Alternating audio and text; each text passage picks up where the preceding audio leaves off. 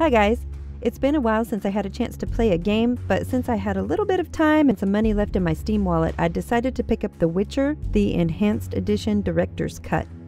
I didn't know very much about this game, though I'd heard it's one of the better RPGs out there.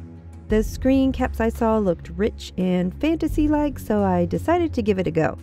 Oh, and by the way, this game is not for kids. There is foul language and some other adult situations. The Witcher Enhanced Edition Director's Cut is an improved version of the Witcher game that came out, I believe, sometime around 2007-2008.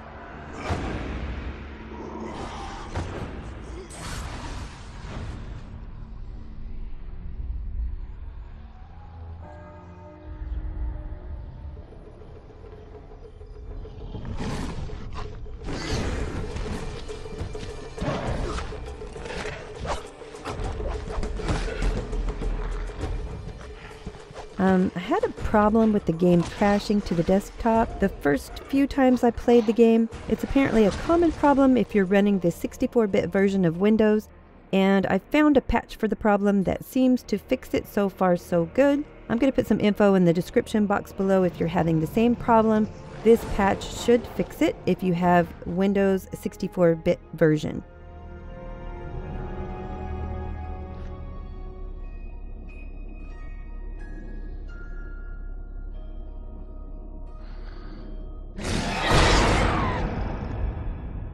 Anyway, also, if you want to skip the long intro scene at the beginning of the game, hit the escape button and it'll take you straight to the game menu.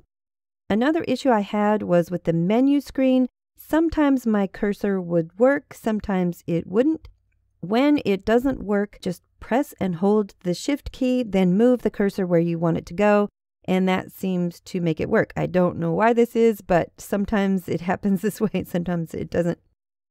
Okay, there are two game modes. There is the Witcher game mode and the New Adventures mode. If you just want to play The Witcher, here it is. Make this choice. It says, play The Witcher, venture through a dark world where there is no good or evil, just choices and their consequences. And so far, the first time I played this, I would say that's very true. Over here, I haven't done this one yet. This is the New Adventures. Play one of the New Adventures, each of which tells a singular story based on the world and characters of The Witcher. I'm curious to try this, but I haven't done it yet. We'll try that next time. For now, we're going to just go into The Witcher. Now you have your difficulty levels. For novice players, I've tried this one already. It wasn't challenging enough for me, but I do think this is a good place to start just to get familiar with the way the combat system goes. I'm going to go ahead and do the intermediate level. This one seems the most enjoyable. Combat is a little bit more challenging, and you also get to try the alchemy. And this one, we'll save that for later. Let's just go through it this time, this way. Select control mode. You have a choice between the mouse preferred. It's a little bit easier to control. The camera angles are a little bit far away from the battle scenes. In the keyboard mode, the keyboard and mouse controlled. You get kind of over-the-shoulder camera views, so you're right in the battle. You can also change this throughout the game. I'm going to choose the keyboard and mouse control mode.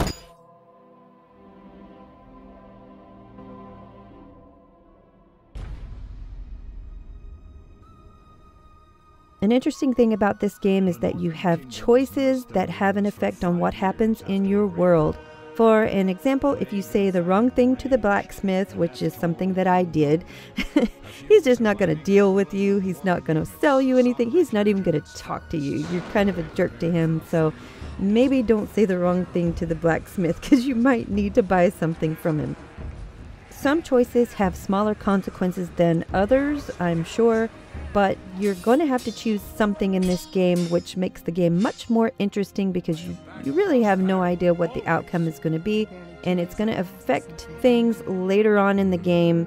Since I'm just now starting the game, I really have no idea what effect my choices will have until later, but I'm kind of concerned. Take a rest. What do you think, Geralt? Is he ready for the path? If you didn't know, Geralt is the character that you play in The Witcher. Wait for the rest. He's alone. The professor promised 50 orens for every freak we kill. He's mine!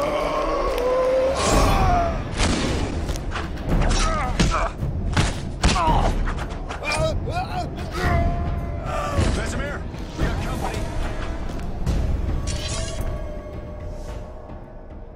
Okay, in the beginning, I wasn't too impressed with the combat system, but that's pretty much because I didn't know what I was doing and I had no idea what was going on. It's not your typical just keep clicking until you beat the monster kind of game. It's a little bit different than that. It all kind of depends on your timing. But this didn't take me too long to figure out, and it started to get a little bit more fun.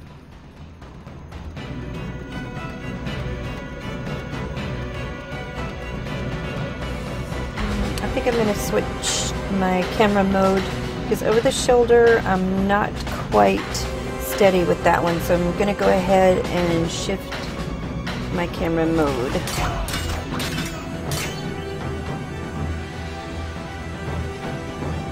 In the isometric camera movement, you can left click anywhere on the ground to move to that location and move the cursor to the edge of the screen to rotate the camera. You can also do this by holding down the scroll wheel and moving the mouse, which is what I'm going to be doing.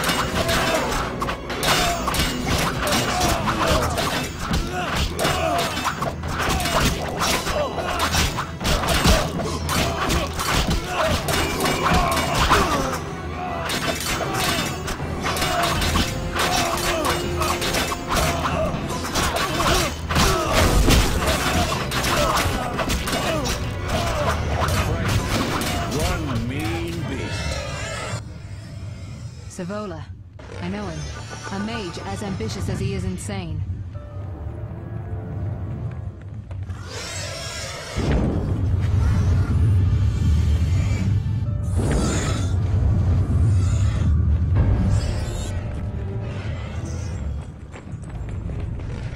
They're coming up here. One might be infamous. You must open the gate. We'll be waiting. Good luck, Wolf.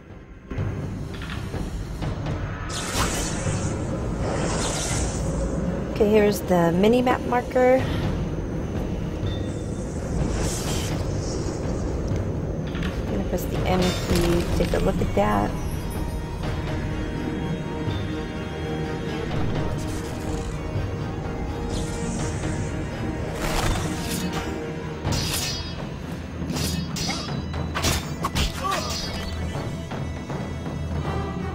And here's where it's talking about the chain attack, the flaming sword.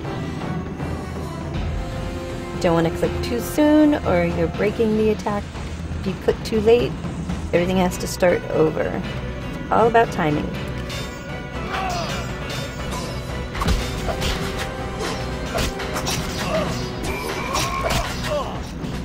This is pretty effective.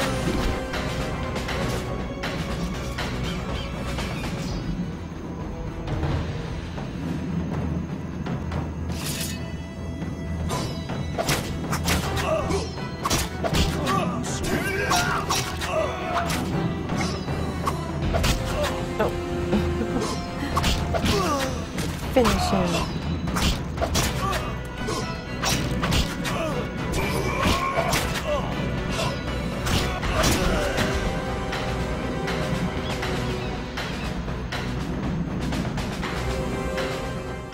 The Witcher world is pretty easy to get immersed in. The atmosphere is complete in that there are changes in the weather. There's a night and a day. There are birds, bugs, misty air, there's rain, and in the dark and sort of dank places, you can almost feel the wetness and the chill in the air. The only thing I'm not enjoying about the world is that there are limitations to where you can go.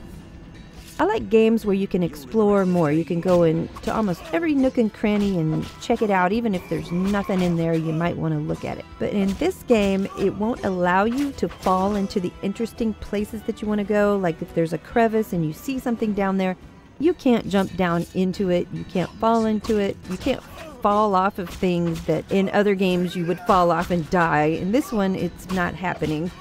So far, it's not happening. You can't climb, you can't swim or jump when and where you want, so that's a little bit disappointing to me.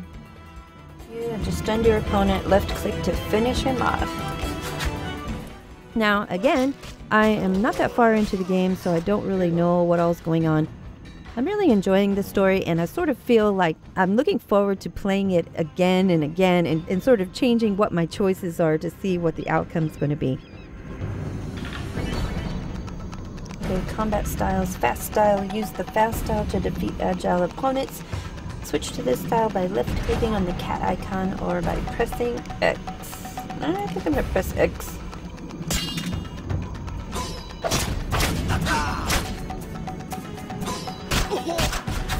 I think it makes you a lot faster.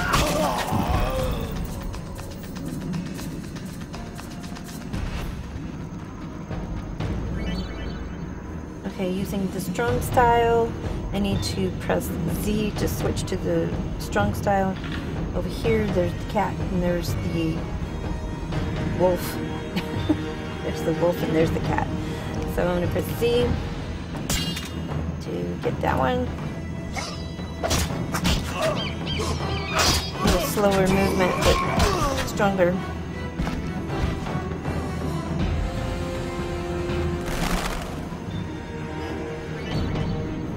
Okay, pressing the space bar pauses the action. So let's see. We'll pause it and we'll switch to fast style. And pause it and get to it. I'll make you squeak.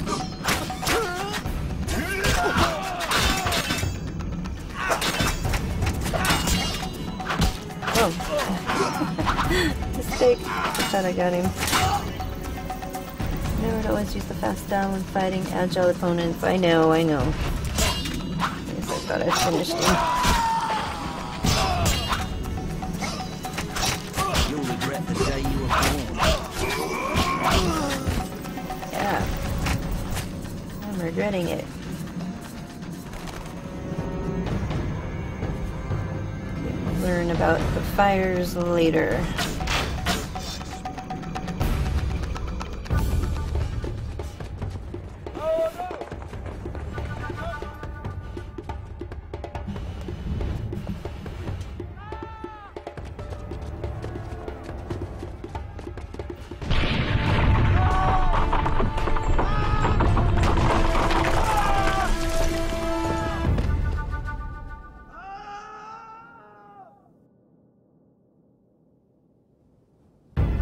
No way through here. Follow me. Back to Savola.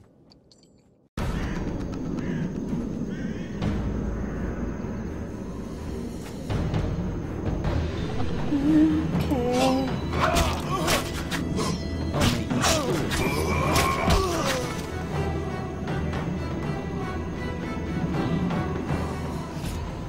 I think to just complete this task, you have to kill all these guys.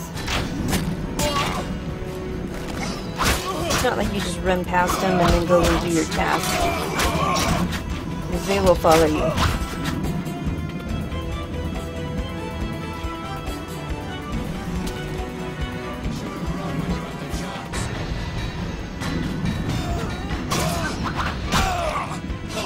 You'll regret the day you were born.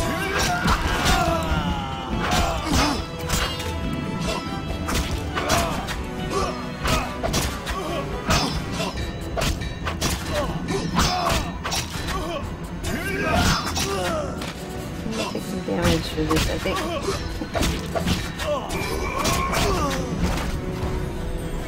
Alright. Left click on the winch to open the gate. Press Alt to highlight all usable objects nearby. Let's do that real quick.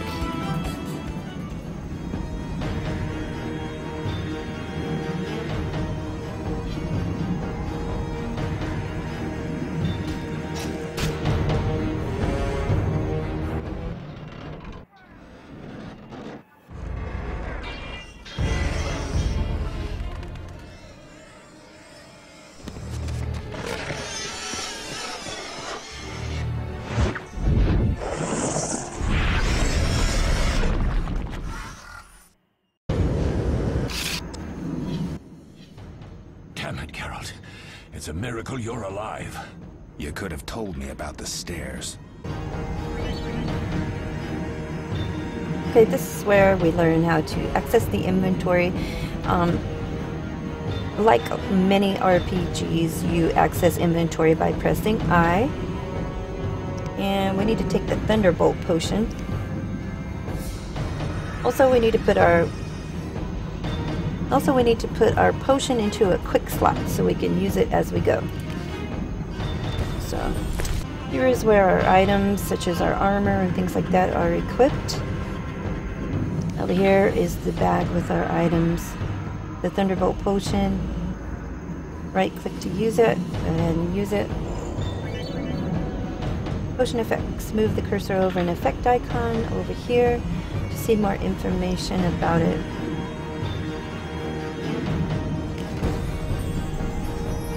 There's that, and I'm going to go ahead and put the Swallow potion. No, you put it up here. This is the potion and bomb quick slot. There, and as you can see over here, it shows up and you can click on it as you're playing along.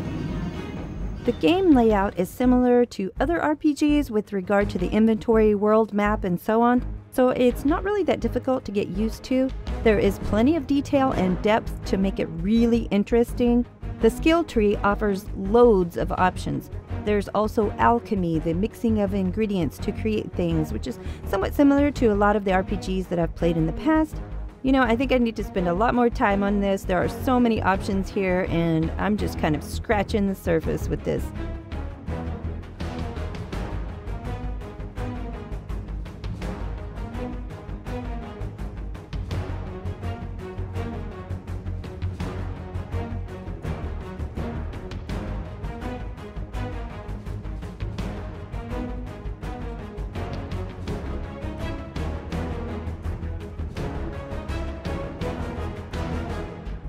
Okay, you guys, I hope you enjoyed a look at the Witcher Enhanced Edition Director's Cut. You all take care out there, and I will see you next time. Bye!